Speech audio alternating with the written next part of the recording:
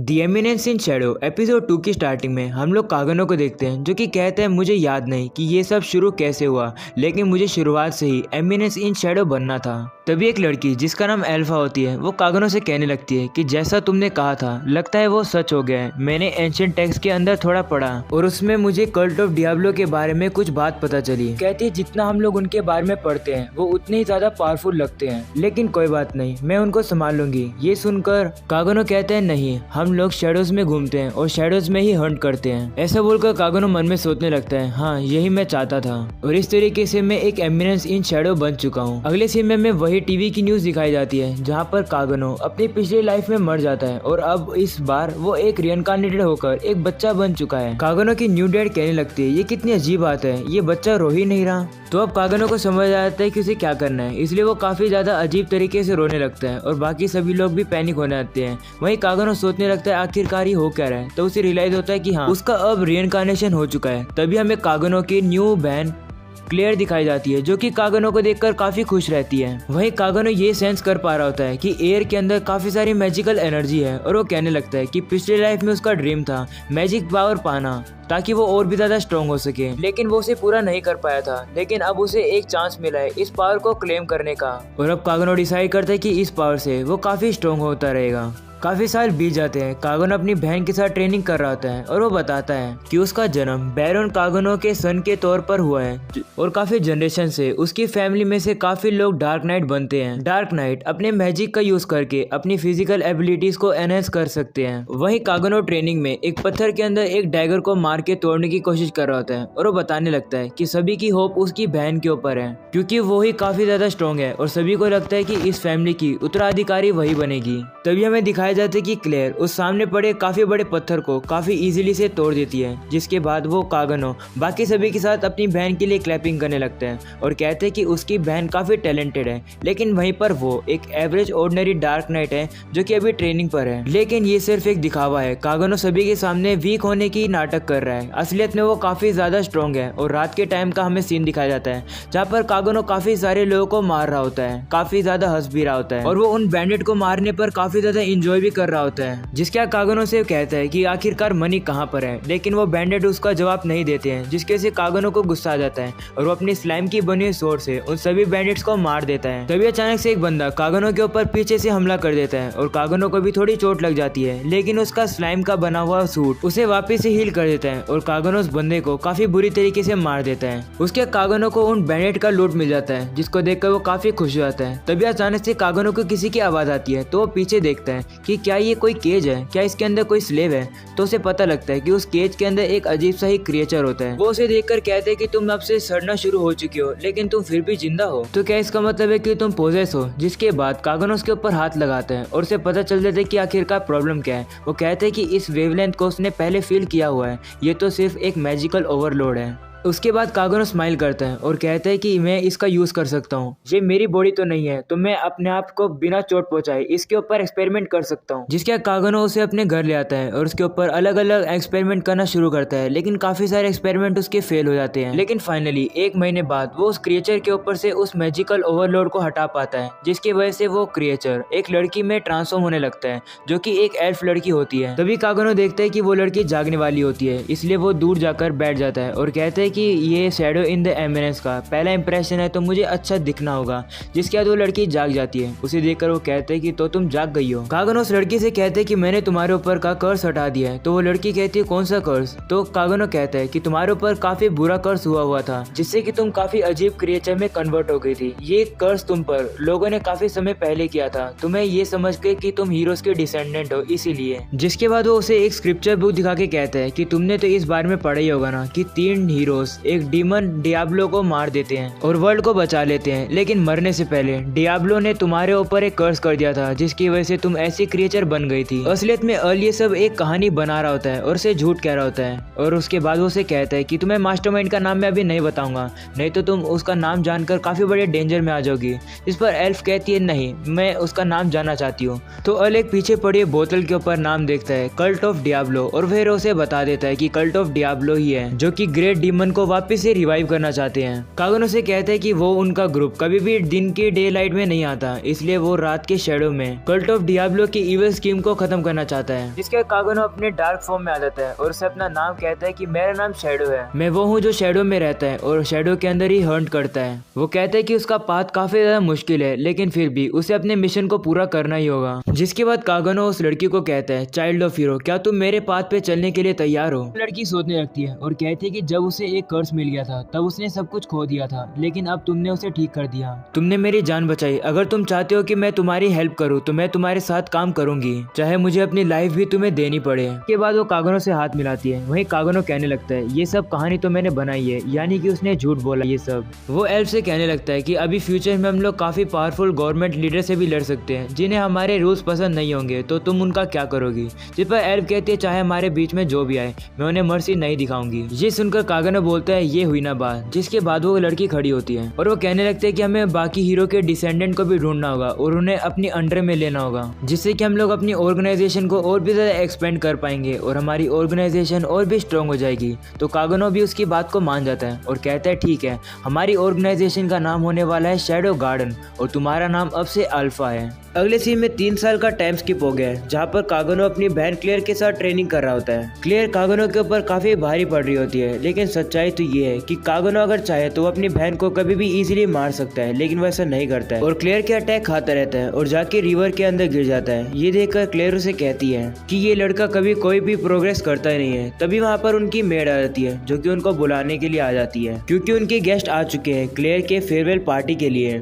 जिसके क्लेयर कागनो को कहती है कि मैं तुम्हारे साथ प्रैक्टिस थोड़े दिन के लिए नहीं कर पाऊंगी, तो तुम खुद से अपने ट्रेनिंग को जारी रखना। तो कागनो भी मान जाता है, जिसके बाद पानी से बाहर आने लगता है और कहता है कि बैकग्राउंड कैरेक्टर यानी साइड कैरेक्टर बनना इतना भी इजी नहीं है, क्योंकि वो इतना ज्यादा स्ट्रॉन्ग है कि वो कुछ भी कर सकता है, लेकिन वो डिसाइड करता है कि वो अभी भी बैकग्राउंड कैरेक्टर बन के रहेगा जब तक परफेक्ट टाइम नहीं आ जाता। जिसके कागनो बताता है कि जब एक डार्क नाइट 15 साल का हो जाता है तो वो मिडगार एकेडमी के अंदर जा सकता है, ताकि उन्हें और भी ज्यादा नॉलेज और वो स्ट्रॉन्ग हो सके। वो कहता है कि उसकी आज सिस्टर मिडगार एकेडमी में जाने वाली थी, लेकिन जिस दिन उसकी एकेडमी जाने का समय आ गया था उस दिन वो कहीं पर ही गायब हो गई। उसके कमरे का सारा सामान बिखरा होता है और वो कहीं पर मिल नहीं रही होती है। वहीं कागनो के डैड काफी कंफ्यूज लगते हैं कि आखिरकार क्लेयर से ज्यादा स्ट्रॉन्ग कौन है जो कि उसको किडनैप करने की ताकत रखता है। वहीं कागनो की मोम आती है और कागनो के डैड से कहती है कि तुम यहाँ पर टाइम वेस्ट कर रहे हो, इससे अच्छा तो अच्छा रहेगा कि तुम हमारी डॉटर को ढूंढो। और इसी तरीके से उनके बीच में लड़ाई शुरू हो जाती है।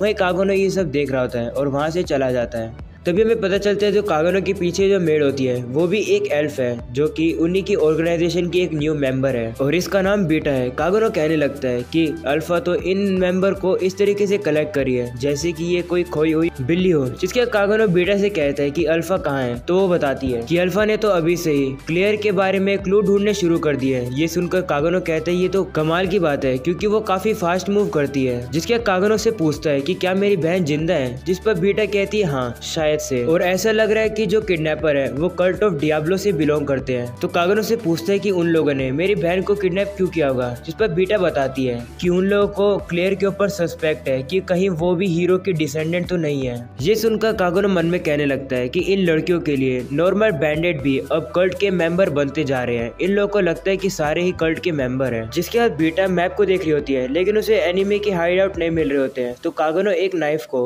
मैप के ऊपर फेंकता है और कहते हैं ये है उनका हाइड आउट, लेकिन असलियत में कागनो ने कहीं पर भी रैंडमली एक नाइफ को फेंक दिया था। वहीं पर बीटा कहने लगती है अब मैं समझ गई, यहाँ पर तो सच्ची में उनका हाइड आउट है। जिसके बाद बीटा कागनो की काफी तारीफ करके कहती है कि तुम काफी औसम हो। वहीं कागनो से कहता है कि सभी 7 शैडो को कांटेक्ट करो, आज रात हम लोग जाने वाले हैं। अगले सीन में हम लोग किडनैपर को देखते हैं, जो कि क्लेयर से कहते हैं कि मैं तुम्हारे साथ वॉयलेंस नहीं करना चाहता हूँ, क्योंकि मेरे पास खुद की एक डॉटर है। जिसके बाद क्लेयर को लात मारता है, लेकिन क्लेयर उसके अटैक को डॉज कर लेती है। इसे देखकर वो किडनैपर कहता है कि तुमने मैजिक सीलिंग चेन डाल रखी है, लेकिन फिर भी तुमने मेरे अटैक को डॉज कर दिया, काफी इंप्रेसिव बात है। तो वो उसे कहती है मुझे सिखाया गया है कि इससे फर्क नहीं पड़ता कि तुम्हारे पास कितना मैजिक है, फर्क इससे पड़ता है कि तुम उसको किस तरीके से यूज करते हो, और ये चीज उसे उसके भाई ने सिखाई है। क्लेयर हंस के उसे कहने लगती है कि हर टाइम मैं उसको हरा देती हूँ जब भी मैं उसे लड़ती हूँ, लेकिन आखिरी में ही मैं ही मेरे भाई से कुछ ना कुछ सीखती हूँ, लेकिन मुझसे लड़ने के बाद वो आज तक कुछ भी नहीं सीखा है, इसलिए मुझे उसे हराने में काफी मजा आता है। ये सुनकर वो किडनैपर कहता है मैंने तुम्हारे भाई भाई के बारे में सुना हुआ है, एक बार तुम पोजेस हो गई थी तो उसी ने तुम्हें हील करा था ना। क्लेयर ये सुन के कहती है नहीं, ऐसा कभी भी नहीं हुआ था। मैंने इतनी बार लोगों को बताने की कोशिश करी लेकिन ऐसा नहीं हुआ था,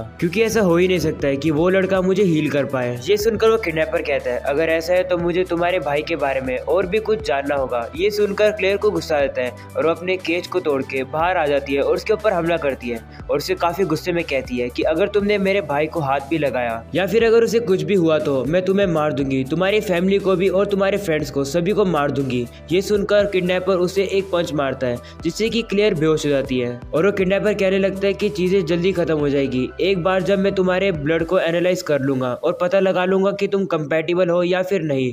तभी एक बंदा आकर उसे कहता है कि कुछ घुसपैठी आ गए हैं जो कि अटैक कर रहे हैं। देखने में लग रहा है कि वो लोग 7 लोग हैं और वो एक शैडो की तरह आए हैं और सभी लोगों को उन लोगों ने मार दिया है। जिसके बाद किडनैपर वहां पर पहुंचता है और ये देखकर काफी ज्यादा हैरान हो जाता है कि उन लोगों ने उन सभी को हरा दिया।